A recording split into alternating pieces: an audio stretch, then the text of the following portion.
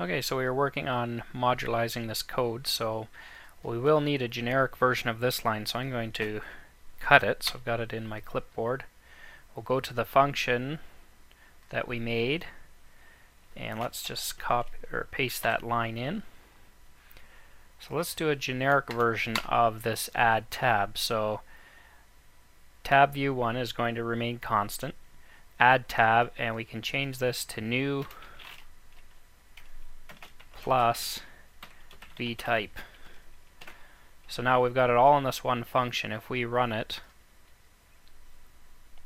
or go back to the browser and refresh, so this is going to run through the function instead, but you'll see it still makes the appropriate labels based on what we're clicking here. Okay, so now we want to get the content.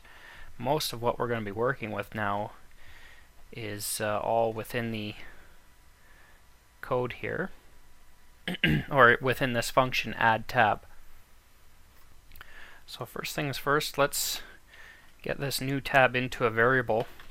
Var new tab equals tab view 1, and we're going to call the get selected tab method in there. So that's going to put the full tab into this new tab variable that we can then work with. Get selected tab, like we said, when we add tab, the new tab is the first selected tab. Now this is probably the trickiest part, is we can easily get the container of this new tab through a function. But what we don't have, we have a container, we don't have a component to then load the web component templates into in this new tab. So we need to dynamically create one. So we're going to do that right now. And to do that, I'm going to first click on web folder, right click, new page for desktop. I'm just going to call it component template, or component. And you'll see why I'm doing this. So I'm not a super source code guru, but what I can do is I'm going to drag a component, which is what we'll need, onto here. So this is going to be, I'm going to be looking at source code to assemble it dynamically. So I'm going to take some of these properties. So I'm going to build this exactly how I want it when a new tab. So when a new tab comes, I want it to fill the entire space of that tab's container. So I'm going to go size and position. I'm going to constrain it to all four sides, and I'm going to put a 0 border on everything. So I'm going to save that, and what I'm going to do is when I go to source here, there's a portion of this that I'm going to want to copy and paste. Okay, so I have that. I'm going to go back to my function now, and we're going to build this component inside of the newly created tab. Now, thinking of this again just for testing purposes, I'm going to go back to my component here. Actually, that won't make a difference. Okay, so let's go the original plan here. We'll put it in place. Now, I was just thinking before we get going, each of these web components, we will want to make a data source for each one to hold the element that's in that tab. So for the animal, I'm going to create a data source, and that's going to hold the current element for that tab. And these are contained within the web component. So I'm going to save that. For person, I'm going to create a data source person, save, and for product, I'm going to create a data source product. So now when we load these components, I'm going to be able to assign the appropriate product entry. You know, it will be new at first, but hopefully at the end of the screencast I'm going to start modifying in a tab as well, a new tab. So a new one will be a new element, but we want to also be able to work with existing ones. So this will hold that element in its own data source. While we're at it, why don't we build quick interfaces for each of these? So product, what did we have here? Product number.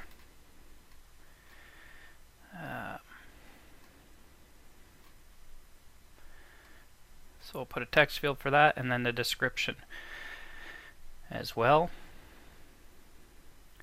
So this one will be text field description. Change the label to description. This one will be ID text field product number, and the label product number. So that'll be the interface there, and we will bind the data to this data source. So source is product number,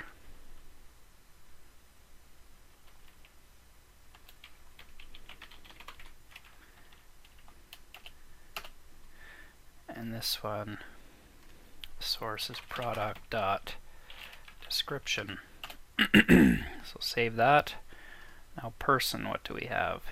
First name, last name, full name. So first name, last name, and this one is generated, full name. So we'll stretch this out a bit. So ID text full name. Source will be person dot full name, and the label, we don't need one. This one will be text field last name. Source will be person dot last name, and the label will be last name. And this one, text field first name. Source will be person dot first name, and the label will be first name. Oops, hit a wrong key there. Okay, so we have our layouts for each of our components now. Whoop, we didn't do animal. So animal has name and country of origin. So name, country of origin, text field country,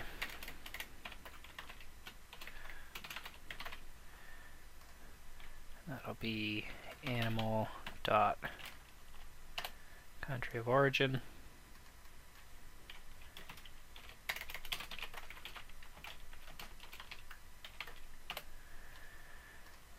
This will be text field name, source, animal dot name. Okay, now we have, now we have all of them done. Okay, so we have animal with its layout, person with its layout, product with its layout. Back to the function. Now we're going to create the component within the tab that we just added, and we're going to load those templates into that component. Now this upcoming code, it's not at this point documented. I'm getting it from here, a forum thread on creating widgets on the fly. So if you go there, you'll be able to read through what I'm doing. So we need to make a component. So first thing we're going to do is make a variable called component renderer. It's going to be equal to document dot create element. And now if we go back to our component source, you'll see that a component is a div, right? It says data type component, but ultimately the DOM element that it creates is a div. So we're going to create an element that is a div. So then component renderer dot set attribute I'm going to make the ID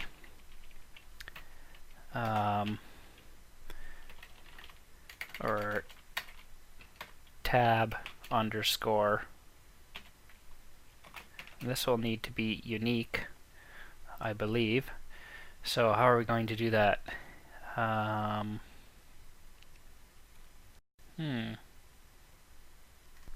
Well, before we do this, we may as well set it up to be able to, right now we're only set up to be able to take new data types. So let's set it up so that we can take existing ones. So we have a type coming in. Let's also put in the incoming ID. And what we'll do when we're calling the function, so where did we call it from? Those buttons, so index.jas. So when we're doing a new one, we'll just pass it 0. So then it will know each of these are new. And if we're going to call an existing one, we would call add tab person and then the actual ID. So this is going to allow us to send in the ID. So it's going to know the ID 0.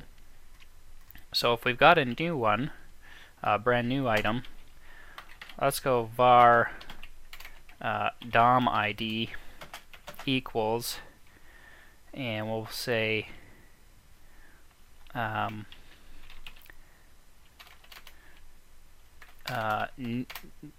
new underscore plus vtype plus underscore plus, and let's just append a random number to the end because this ID needs to be unique. So we'll have new, we'll define it from old ones. We won't have that on the old ones. Type will be person, animal, or product. And then we're going to put on a random number between 1 and 1,000, and the chances of us getting overlap is going to be virtually 0, especially when you can only make 20 tabs or something like that. So we'll put in here math.random. That's how you generate a random number between two different numbers times 1,000. So that'll make a 1001. That should, I think, make a random number between 0 and 1,000. Now, because this is something I'm going to want to test, I'm going to put a debugger here so we can watch it.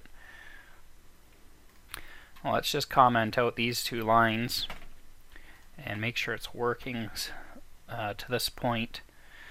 So if we go back to the browser and refresh, no, something's broken. That's what happens when it's broken, is it doesn't render. Okay. Well, let's show you debugging, I guess. So I'll be in Firefox here. Hit this Firebug. Let's reload. It's not going to do anything yet. Let's put the debugger up at the top here.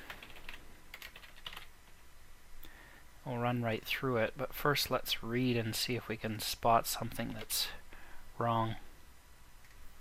Okay, I was scouting around there a little bit, but if we reload and you go here to console, you'll see I've got unterminated string literal in this var DOM ID. So you can see I screwed up. I used different quote types here. So there, Firebug to the rescue.